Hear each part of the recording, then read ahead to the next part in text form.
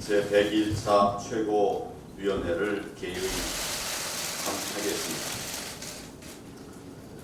제가 지난 월요일 최고위원회에서 정부가 올바른 방향의 해결책을 내놓는다면 국민과 나라를 위해서 초당적으로 협력하겠다라고 말씀을 드린 바가 있습니다. 일본의 경제 보복에 대한 대응 방안에 관한 것이었습니다.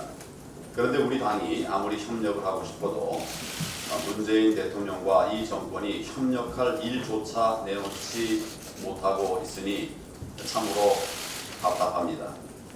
어제 문재인 대통령이 기업인 30여 명을 청와대로 불러서 간담회를 열었습니다.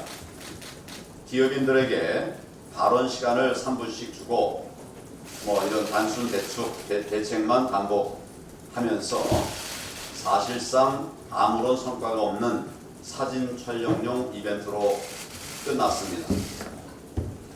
수익성 다변화나 원천 기술 확보 같은 대책들을 기업들이 몰라서 안 하고 있겠습니까?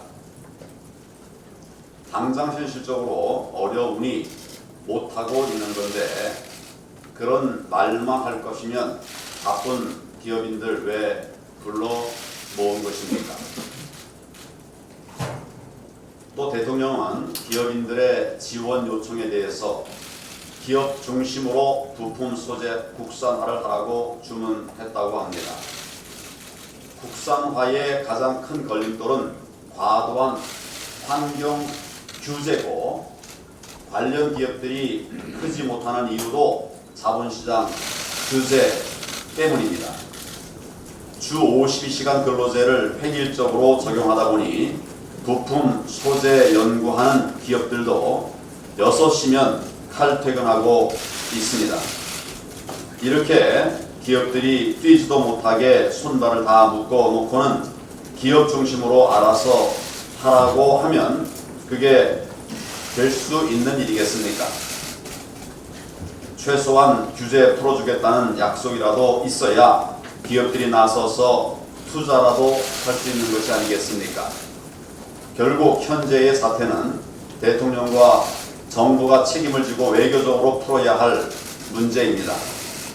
지금 일본은 철저하게 시나리오까지 만들어 놓고 하나하나 단계적으로 경제 보복을 펼치고 있는 걸로 보입니다. 그런데 일본과의 갈등을 조정해야 할 외무부 장관은 일주일이나 아프리카 순방길에 나섰습니다.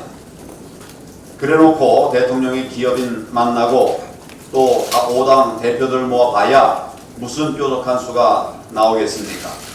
지금은 이런 식의 국내 정치용 이벤트에 기업인과 야당을 들러리 세울 때가 아닙니다.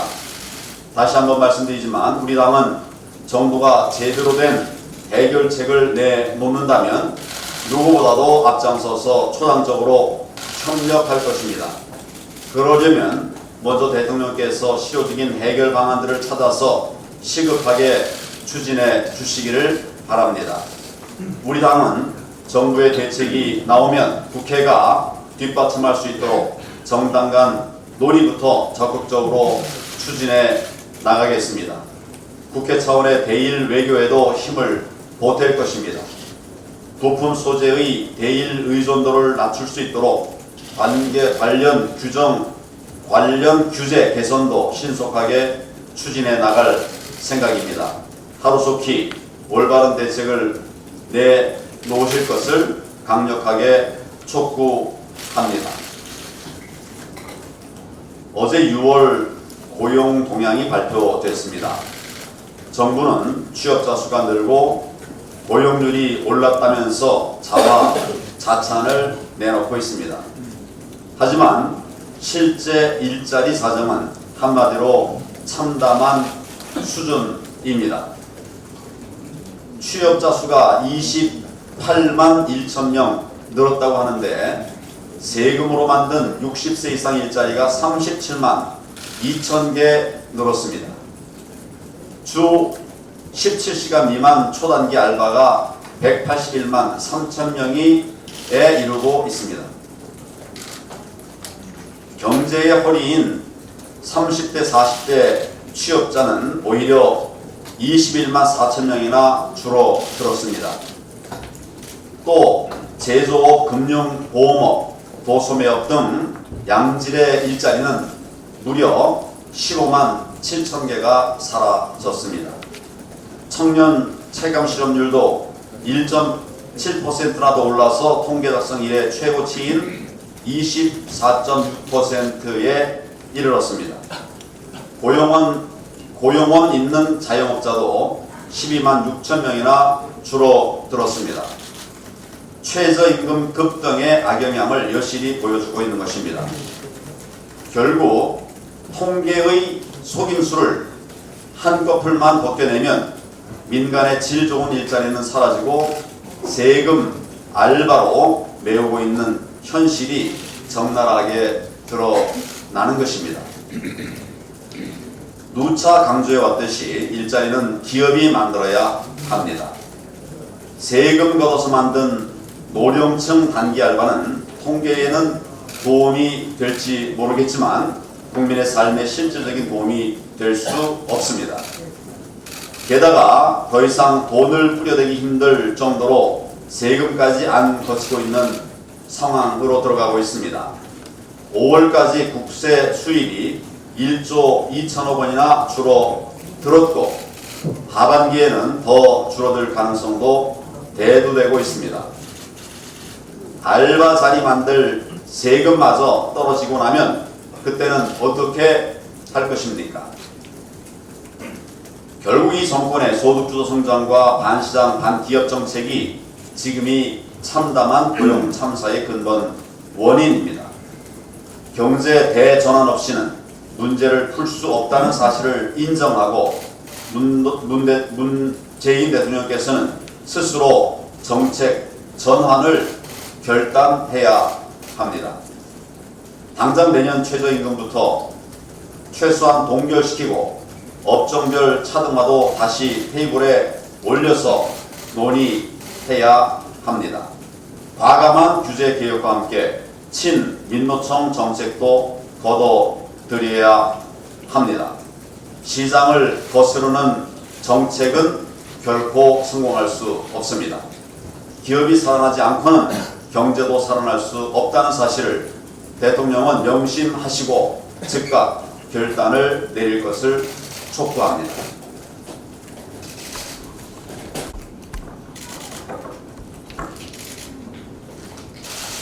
일본의 통상보복 조치에 대한 문재인 정권의 대응을 보면 초보 운전자가 버스를 몰고 있는 듯한 그런 아찔함과 불안감이 듭니다.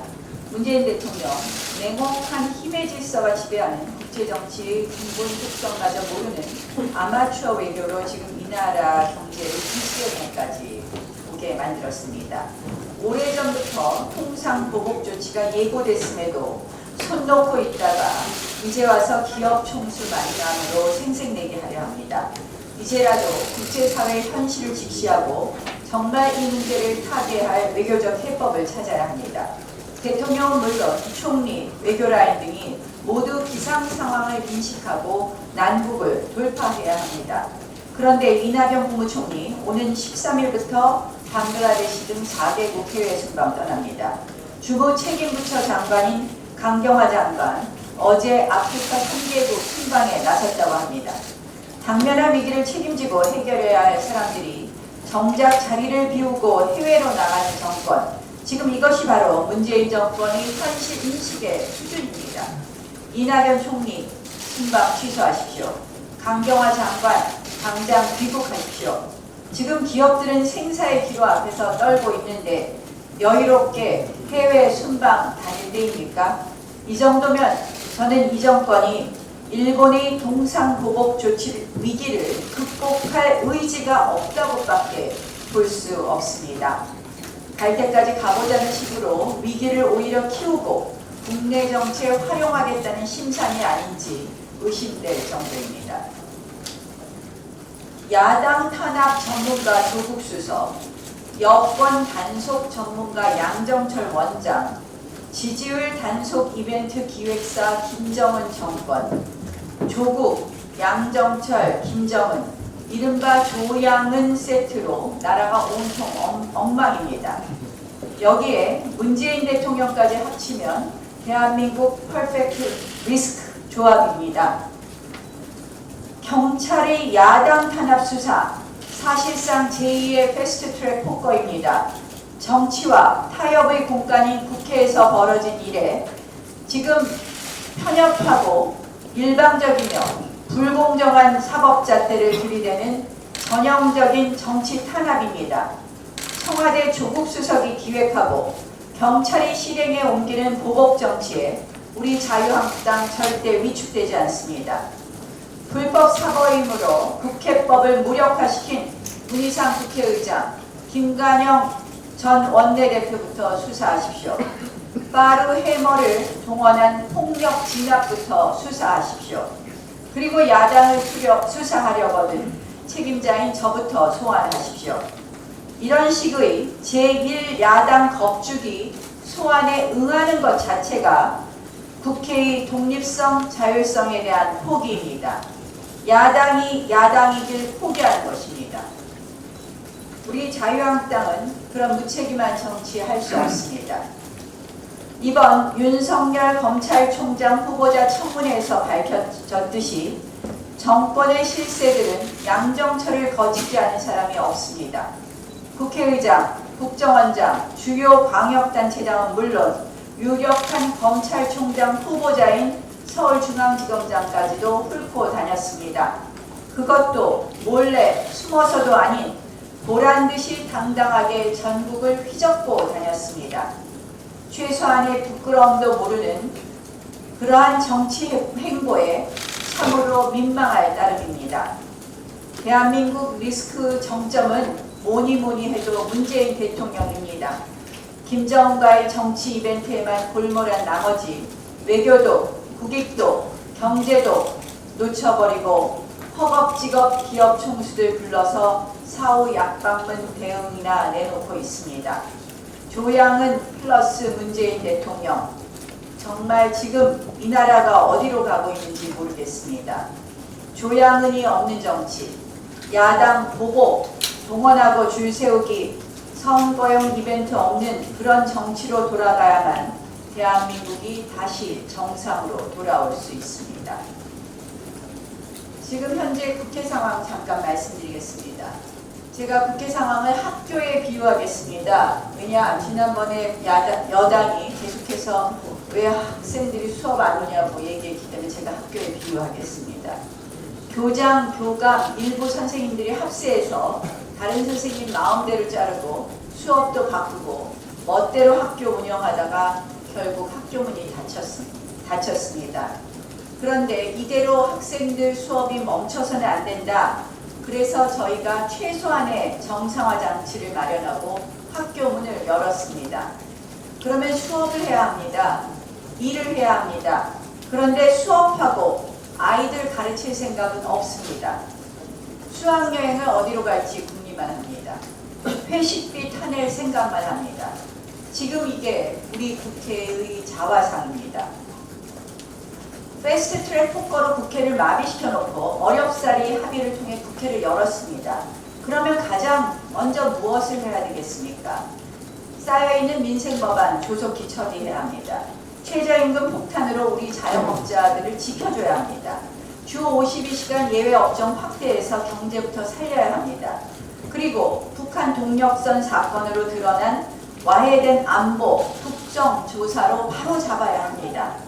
또 추복 수매가도 3월에 결정돼야 될 거 아직까지 결정하지 않고 있습니다. 그 밖에 뭡니까? 정치개혁특위위원장, 사법개혁특위위원장 하나씩 나누기로 했으면 빨리 민주당이 결정해야 합니다. 하나도 하고 있지 않습니다. 지금 오로지 여당이 관심 있는 것은 이번 임시국회에는 추경 처리하면 된다. 이렇게 주장만 하고 있습니다. 우리 당은 추인이 안 돼서 무효화됐다고 주장하는 합의안, 그리고 본인들은 여전히 유효하다고 주장한 합의안에는 본회의 날짜가 18일, 19일로 되어 있습니다. 저희가 이거 민주당이 주장하는 거 받겠다고 하니 이제 와서 이런 이야기합니다. 해임 건의안 본회의 일자가 이틀 연속 붙어 있으면 해임 건의안 표결할 수 있으니 18, 19일 본회의 못 하겠다고 합니다. 하루만 하겠다고 합니다. 참 이 여당의 태도를 보면 민생에 관심이 있는 건지 국민들이 궁금해하는 안보에 관심이 있는 것인지 오로지 총선용 그리고 단기 일자리용 그런 추경만 통과시키고자 합니다. 민생국회, 안보국회, 경제국회가 아니라 총선용 추경 거수기 국회만 하겠다는 여당, 이것이 과연 상식적인 태도인지 묻고 싶습니다. 야당도 청와대 거수기로 만들려는 청와대 여당입니다. 추경만 외치지 말고 정상적 본회의 일정에 협조하십시오. 여당은 더 이상 현금 살포 추경에만 집착하지 말고 조속히 국회다운 국회를 만들 수 있도록 정신 차리십시오.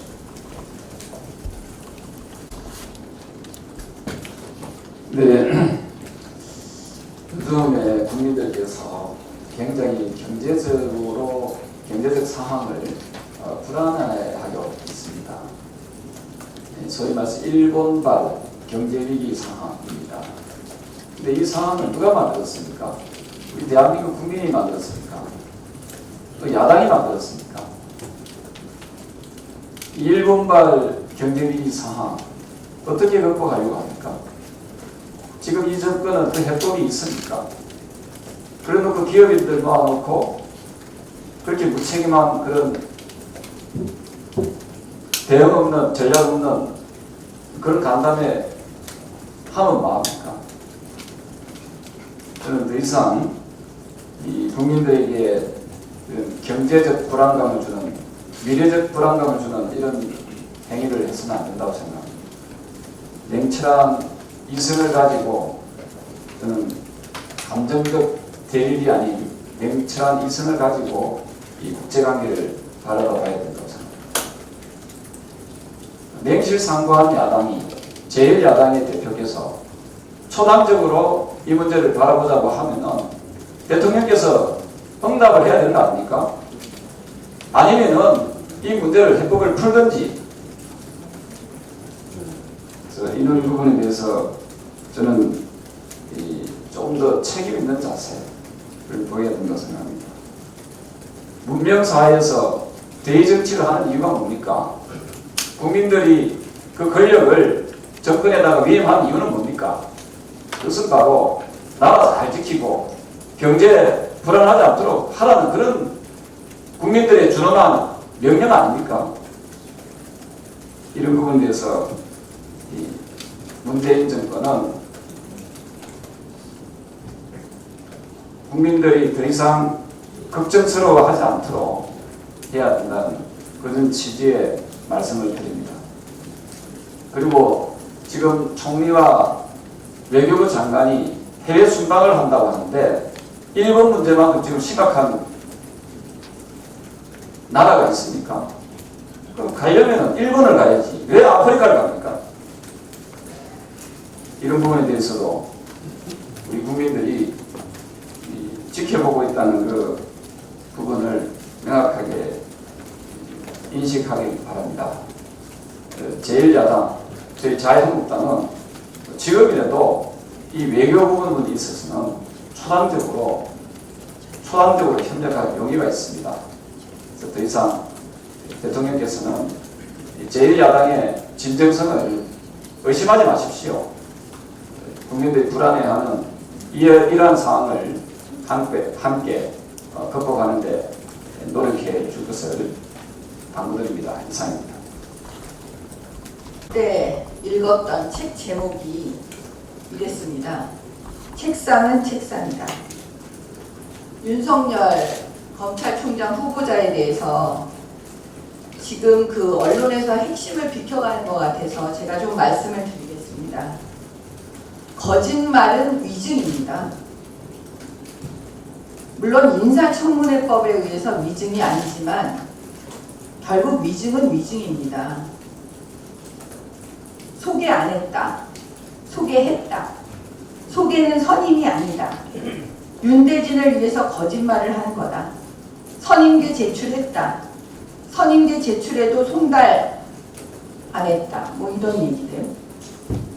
이런 논쟁과 이런 여러 가지 얘기들을 딱 들었을 때 처음 생각났던 게 국민은 생각할 능력이 없는 바보니 나 윤석열이 말하는 것을 그대로 믿으라. 뭐 이거입니까? 만약 그가 조사했던 사람들이 이런 논리를 폈다면 검사 윤석열은 믿어줬을까요? 제가 핵심을 좀 적나라하게 좀 짚어보겠습니다. 변호사법 위반 아닙니다. 맞아요. 단순 소개해 준 거 아닙니다. 그리고 그럴 수 있습니다. 친한 사이에서. 그걸 뭐라고 하는 게 아닙니다. 왜 감추려고 했을까요? 변호사법 위반도 아니고 사실 별거 아닌데 그거 왜 그 당시에 감추려고 했을까요? 윤대진을 위해서라고요? 윤대진 뭐를 위해서라고요? 그 동생이 형에게 변호사 소개한 건데 이상하지 않습니까? 핵심은 이거 아닐까요? 윤석열 후보자는 나는 다른 검사들과는 다르다고 정의롭다고 너무 많이 포장되어 있는데 그것이 벗겨지면 안 되니까 감추고 싶었던 것 아닐까요? 그 다음 두 번째는 진짜 감추고 싶었던, 숨기고 싶어야 하는 그런 큰 게 있었던 건 아닐까요?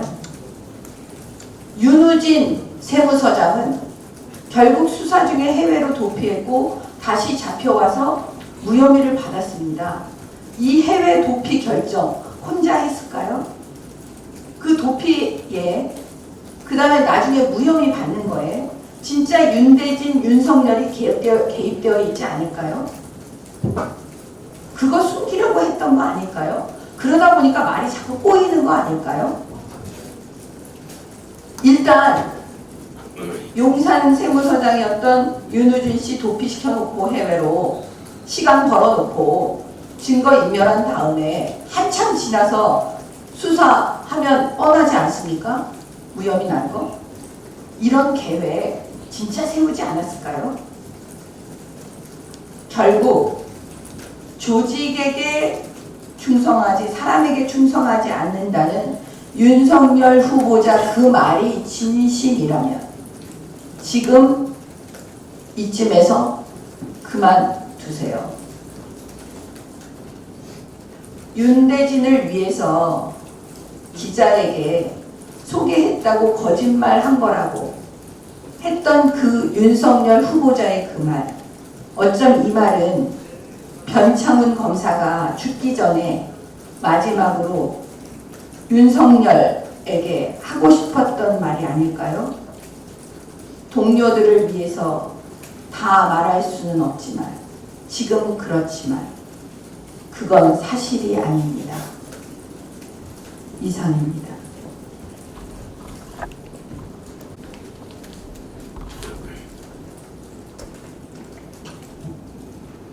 예, 대통령께서 말씀하셨지만 어제 통계청으로부터 6월 고용 통계가 발표가 되는데 기자 여러분, 이 조사가 어떻게 이루어지는지 한번 말씀을 드릴게요. 제가 이 들고 있는 것이 경제활동 인구조사표입니다. 그러니까 이 조사표가 다음 8개 문항으로 되어 있는데 이거를 800여 통계조사원들이 35,000 세대를 가구별로 세대별로 호별 방문해서 기록을 하고 그 통계를 잡아내는데 이 재밌는 게 이 48개 중에 앞에 뭐 인적 사항들 빼고 질문의 첫 번째 질문이 뭐냐면은 지난주에 수입을 목적으로 1시간 이상씩 일하였습니까? 예, 아니요. 두 번째 질문은 지난주에 함께 사는 가족의 사업체 또는 농장에서 보수를 받지 않고 1시간 이상 일하였습니까? 예, 아니요. 이 두 가지입니다. 돈 받고 일주일에 1시간 일했느냐? 그럼 이거 취업입니다. 돈 안 받고 집에 일, 농사 짓든지 가게 일 도왔느냐? 그것도 취업입니다. 근데 재밌는 것이 이 정부 들고 일본에 1시간 이상 일, 1시간에서 조금 넘는 일하는 사람들이 굉장히 많이 늘어납니다. 어제 통계를 보면 28만 명 늘어났어요. 28만 명 늘어난 걸로 되는데 그 속에 들어가 보면은 60세 이상이 37만 개 늘어나는 겁니다. 그리고 65세 이상 일자리가 또 21만 개 늘어나는 겁니다. 하루에 1시간 이상 3시간까지 일하는 사람이 181만 명, 6월 기준 역대 최고 수치입니다. 이제 세금으로 노인분들한테 일자리 주는 건데 돈을 한번 보니까 이거는 추경에도 한번 이렇게 우리가 심사할 때 보내줘 봐야 되는데 문재인 정권 이전에 1년에 노인의 그 일자리 예산이 3,900억이 있습니다. 38만 명 지원하겠다 이렇게 예산 집행했습니다. 그런데 금년도 추경에는 9,230억 원, 64만 명, 돈으로 2배 반, 지원 대상은 2배 가까이 늘어납니다. 이거 2년 뒤에 80만 명까지 늘리겠다고 합니다. 이게 정책 실패를 감추기 위해서 일자리를 돈으로 사는 듯한 그런 느낌입니다. 예산만이 아니고 집행에 있어서 어르신들, 노인들 소일 일거리는 원래 추울 때 12월, 1월, 2월을 제외하고 3월부터 시작을 하는데 금년도 1월 달에 일자리 증가가 1만 9천 명으로 아주 떨어졌습니다. 그러니까 갑자기 2월부터 어르신들을 그 소일 일자리를 줘가지고 골목 청소, 낙엽 줍기, 하천 쓰레기 이런 것들에 이 어르신들 일하도록 합니다. 물론 이 덕분에 2월부터 취업자가 많이 늘어났습니다. 3040 일자리 줄고 제조 금융업 줄고 실업자는 IMF 이후에 최대 뭐 이런 통계는 하도 언론에 많이 나올 때 말씀드리지 않고요. 그다음 두 번째, 돈 안 받고 농사일, 집안일 돕거나 가게일 도운 사람들, 특히 농업 인구가 과거에는 전혀 늘어나지 않은데 이 정부 들고 2017년 5월달 딱 정권 잡은 때부터 농업 인구가 늘어나기 시작합니다.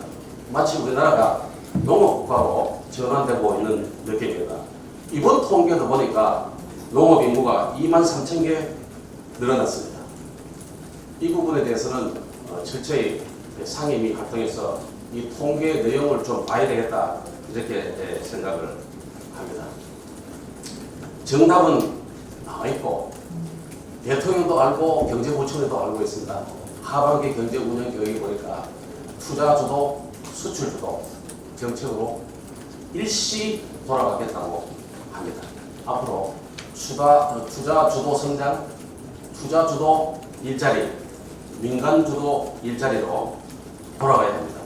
제발 세금 퍼붓기 중단하시고 소득주도 성장을 멈추고 제발 경제를 이념으로 하지 마시고 경제에서 정치의 그림자를 걷어가 주시기 바랍니다. 대일 관계도 마찬가지입니다. 이상입니다.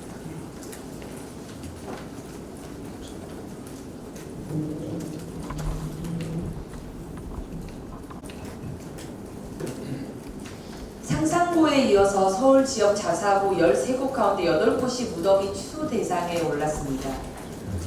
우리 당 의원께서 전수조사한 결과도 오늘 보도됐었는데 강경화, 홍남기, 박영선, 박양호, 박능우 장관 자녀 모두 외고, 국제고, 자사고 출신이었고요. 외국 유학 보낸 장관 자녀들도 부지기수였습니다. 조희영 교육감 자녀도 외고 출신이죠. 대한민국 일반계 교육은 모두 외면하고 선진국 교육, 인류 교육 쫓아서 자녀들 보낸 분들이 대한민국 학생들은 좋은 교육 받아서는 안 된다 이러고 있으니 이걸 동의할 수 있는 국민이 누가 있겠습니까? 이 정부 교육감들 원칙과 절차를 무시하고 권력을 요술방망이 쓰듯 휘두르고 있습니다. 평가 커트라인, 평가 기준도 제멋대로 평가 과정도 깜깜이입니다. 이게 권력의 행포가 아니고 무엇이겠습니까? 이 정부의 자사고 지정 취소 세태를 보니 모두가 풍요롭지 않을 바에야 차라리 모두 가난해지 않은 반자유, 반시장, 사회주의 망령을 우려하지 않을 수가 없습니다. 어찌 더 좋은 교육, 더 나은 교육을 받을 자유를 증진해야지 더 나은 교육이 적을 바에야 차라리 모두 만족스럽지 못한 교육을 받게 하자는 결론에 이룰 수 있는 것입니까? 유은혜 장관은 교육감들의 결정을 존중할 것을 말할 게 아니라 교육감들의 결정 과정을 투명화하겠다라는 말을 해야 합니다. 교육감의 정치적 결정, 직권남용, 이런 깜깜이 평가, 이것을 어떻게 국민들이 공정한 결정이라고 받아들이겠습니까? 이러한 교육 행포는 결코 좌시해서는 안 되는 것입니다. 문재인 정부 자사고 폐지 공약은 교육의 가난을 부추기는 정책입니다. 학생과 학부모의 교육 선택권, 더 나은 교육으로의 선택의 자유를 확대하는 것이 교육 풍요의 길이라는 점을 다시 한번 강조해 말씀드립니다.